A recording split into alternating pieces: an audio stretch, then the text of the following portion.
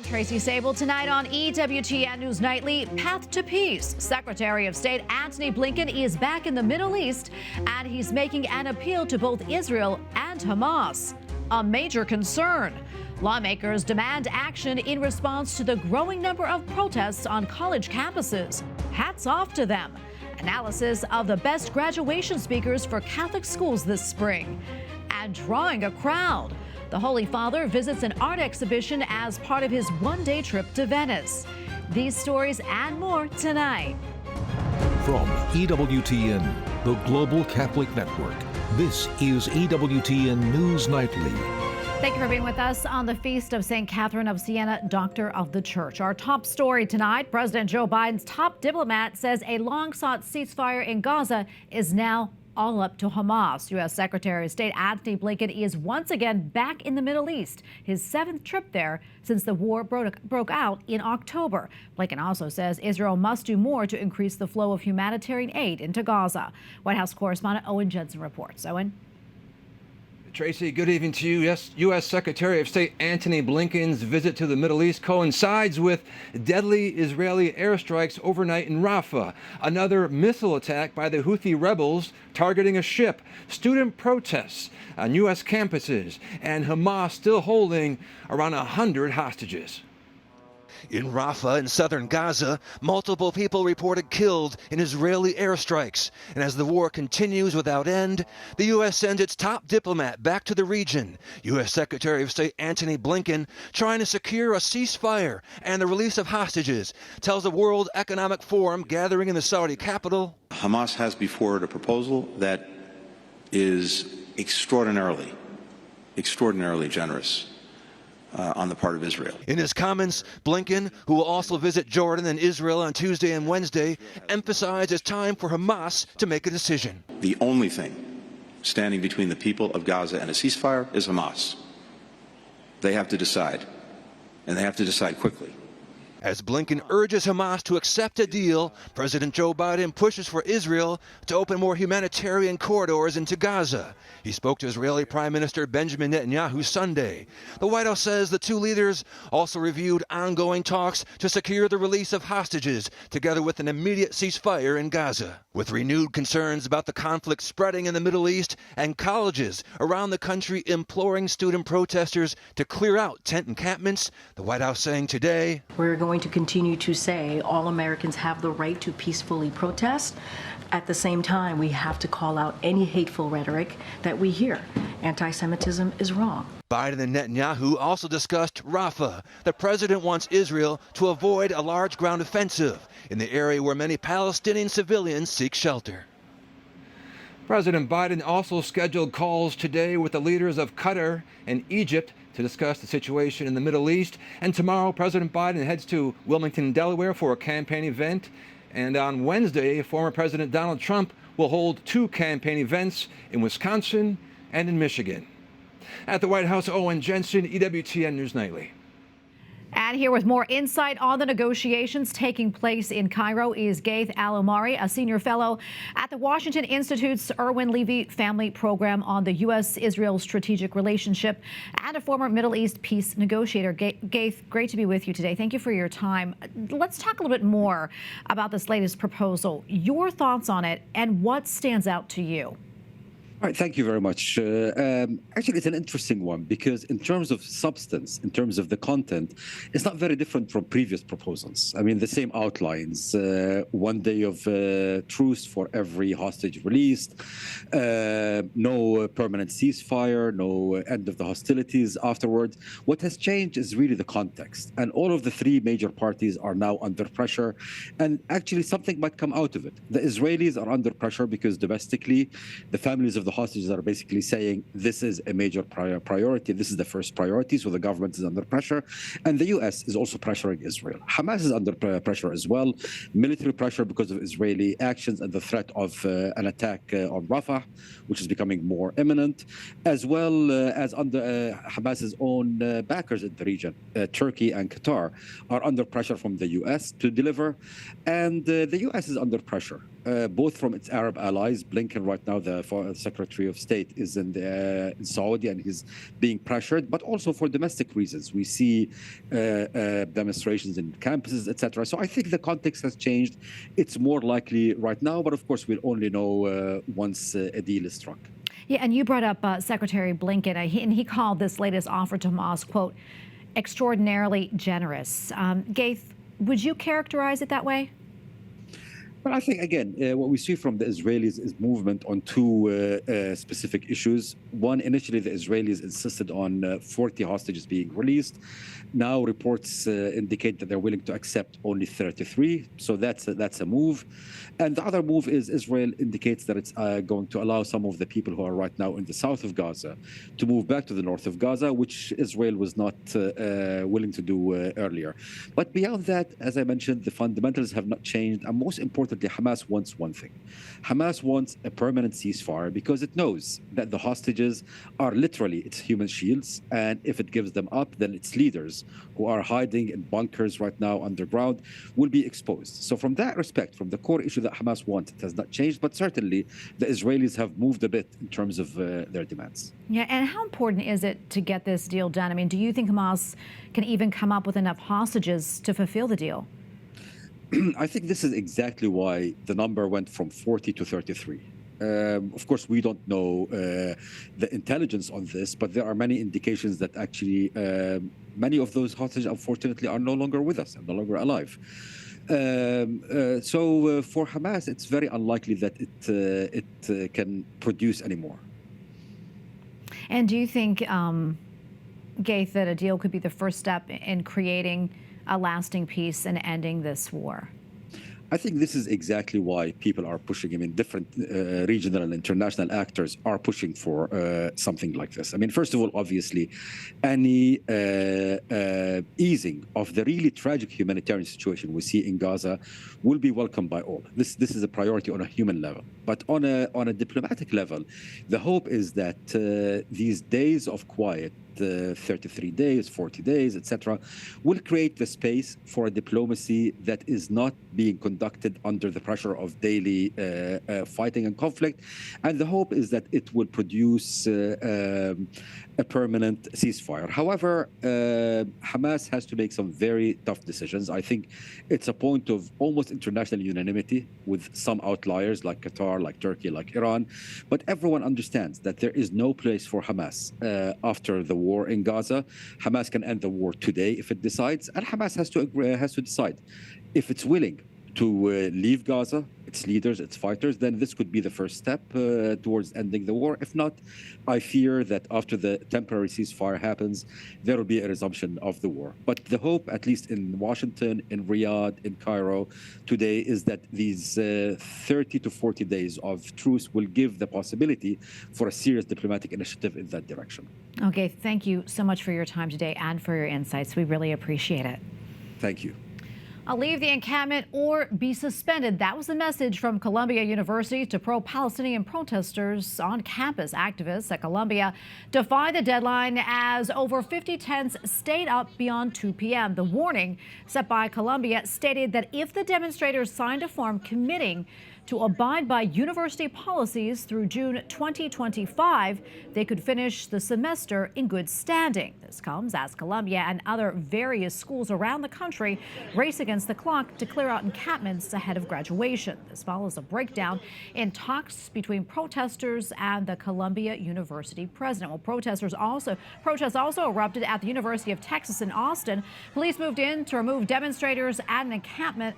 Arrests were reportedly made on the scene following a dispersal order by campus police. As the protests intensified nationwide, Congress is calling for crackdowns. Some lawmakers are even demanding that federal funding and universities' tax-exempt status be revoked. Capitol Hill correspondent Eric Rosales joins us from the campus of George Washington University, where the protest continues. Eric.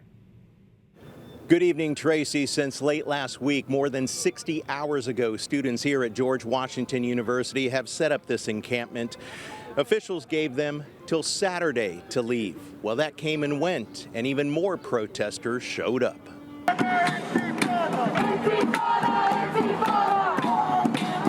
Late last night, protesters removed barriers as law enforcement tried to push out demonstrators accused of disrupting life on campus. According to the university, more than 200 people have joined the demonstration.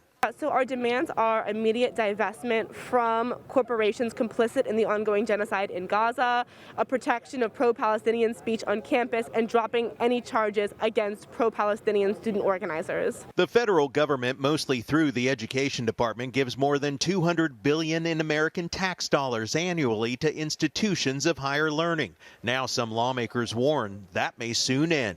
There is no excuse for not enforcing the law with regard to discrimination and against certain groups, in this case Jewish students. It's got to be dealt with. It needs to be dealt with in a very direct and, I would argue, forceful way. We need to revoke federal funding to these universities if they cannot keep control. We need to revoke these student visas for these violent protesters. You don't have a right to be here and to do this, but Jewish students have a right to be able to peacefully attend classes. Democratic Congressman Richie Torres is pushing a bill that would impose third-party anti-Semitism monitors on campus, paid for by universities. Quote, the monitor would be appointed by the Secretary of Education. Failure to comply with the monitorship would result in loss of federal funds. Several universities like USC have decided to cancel graduation ceremonies. The sooner these so-called elite universities get a hold of their campuses, the better. But I have been disturbed by the level of anti-Semitism in this country. I thought it was over a long time ago. Several students I talked with say that they are concerned if they get arrested, it could hurt their chances of landing a job in the future. But in the same breath, they say if they don't take a stand now, nothing will change in Gaza. Reporting from George Washington University, Eric Rosales, EWTN News Nightly. Numerous law enforcement officers have been struck by gunfire in Charlotte, North Carolina. Police say members of the U.S. Marshals Task Force came under fire during an investigation. Multiple victims were taken to the hospital. Voters in Togo headed to the polls today to vote in delayed and controversial parliamentary elections. It will serve as a test of support for a recent constitutional change. The new amendments will give power to a prime minister position, while the role of president will largely be ceremonial. The current president is angling to become prime minister. The Togo Electoral Commission has banned the Catholic Church from deploying election observers to the polls. All right, now to Scotland's government, where the First Minister has resigned following political turmoil within his own party. Therefore, after spending the weekend reflecting on what is best for my party, for the government and for the country I lead, I've concluded that repairing our relationship across the political divide can only be done with someone else at the helm. Hamza Yousaf's Scottish National Party has faced a campaign finance scandal. The First Minister's support for transgender issues also caused division in his party. Yousaf, Scotland's first Muslim leader, resigned rather than face a no-confidence vote in Parliament after breaking a power-sharing agreement with the Green Party. He will still serve in Parliament after stepping down. Well, Spain's Prime Minister says that he will stay on the job after taking several days to consider his future. Socialist Pedro Sanchez adds that he will continue, quote, with even more strength. He shocked the country last week by announcing that he was taking 5 days of reflection to consider his future. It comes after his wife faces corruption charges. 52-year-old Sanchez became prime minister in 2018. At least 45 people are dead following a dam collapse in western Kenya. The rush of water carried with it mud, rocks, and uprooted trees. Vehicles on Kenya's busiest highways became entangled by the debris. Kenya has been facing flooding due to heavy rains since mid-March, as more than 200,000 people have been hit by the floods. And we have a lot more still to come here on EWTN News Nightly, including stepping up to the microphone. Jonathan Rumi and Father Mike Schmitz are both prominent Catholics, but that is not the only thing that they have in common. We'll explain.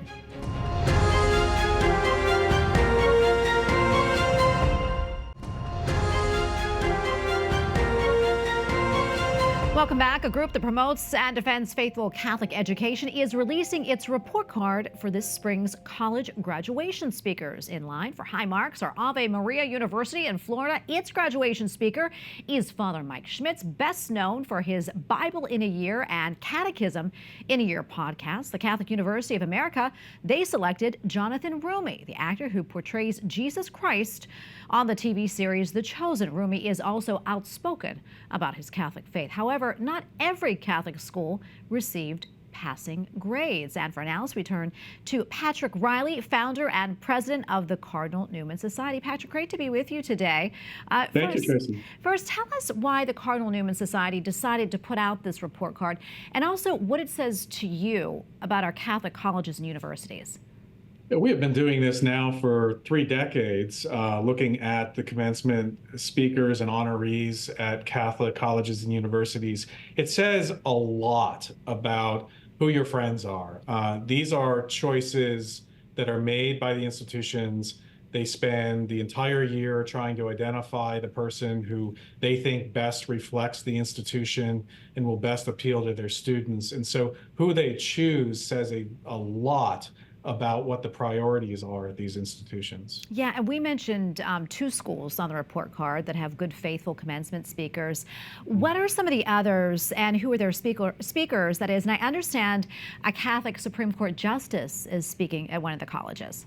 Yes, isn't that wonderful? Justice Alito will be speaking at Franciscan University of Steubenville, and that's an institution that for years has been leading in faithful Catholic education, and this is a great honor for them. I'm really excited to be at Ave Maria next weekend. My son will be graduating there and get to hear from Father Schmitz. But a number of other institutions. We've got Harrison Butker, who is the kicker for the Kansas City Chiefs, and is also very outspoken on his pro-life and Catholic views, and so he's a great person to honor. We've got Tracy Rowland, who's an outstanding theologian speaking at Christendom College. We've got Carl Anderson, who has done such an amazing job as the former Supreme Knight of the Knights of Columbus, will be at Thomas More College in New Hampshire. And so these are just great examples that show exactly what the priorities are and the type of people that these colleges and universities want their students to be. Yeah, and Patrick, first off, before I get into the next question, congratulations to your son and God bless him. Thank That's you. Wonderful. I want to talk about the other colleges now that really did not get good marks. Let's talk about that, who those speakers are. There's also an interesting ceremony taking place at 2 universities, I understand, called Lavender Graduations. Tell us about that. Yes, the Lavender Graduations, this is something that we're seeing all over the country at many of the institutions. It's a sort of a separate ceremony for LGBT identified students. And it's a very, very bad trend at a Catholic institution that's trying to teach responsibility with regard to sexuality and marriage. The event in itself does not directly contradict Catholic teaching, but it does highlight and celebrate a lifestyle that's frankly very dangerous and likely very sinful for the individuals involved in it. So it's just a very bad move for these institutions. Both this is happening this year at Georgetown University, which has done it for many years, and at Loyola Marymount University on the other coast. So there are probably other institutions doing it that we've not yet seen. Yeah, and what are some of the other commencement speakers that stuck out to you that you would not consider in line with Catholic teaching? Yeah, fortunately, it's only a handful that we've seen thus far that are really of concern. Former Congressman Joseph Kennedy, who was very strongly pro-abortion, pro-contraception in the bills that he co-sponsored, is speaking at my old alma mater, Fordham University, par for the course, unfortunately. Sister Simone Campbell, the radical feminist activist who opposes making abortion illegal, is speaking at Sacred Heart University in Connecticut. We've got some interesting choices with regard to actually choosing former or current Catholic university presidents to speak. And in fact, they made our list because they're not great examples for the students. One of them at Notre Dame is the former president, Father John Jenkins, who has been largely responsible for corrupting the Catholic identity of the institution and allowing many inappropriate things, including the honors in 2009 to pro-abortion President Barack Obama, despite the president strongly opposing that. And then the Fordham University's president, Tanya Tetlow, has been public in her support for same-sex marriage and for gender ideology. And she is speaking at, where was it again? Oh, at Spring Hill College in Alabama. And so, you know, these obviously are cases where our concern is not in calling out the individuals. That's between them and their pastors and the church, and it certainly ought to be done. But our focus is on why are these Catholic colleges and universities deliberately choosing these people out of anyone they could have chosen to be their commencement speakers or to receive honorary degrees. Well, Patrick, we have to leave it right there, unfortunately. Thank you so much for coming on and sharing this with us. We appreciate it. God bless. Up next on EWTN News Nightly, historic visit. Pope Francis becomes the first pontiff to visit a prestigious art exhibit in Venice.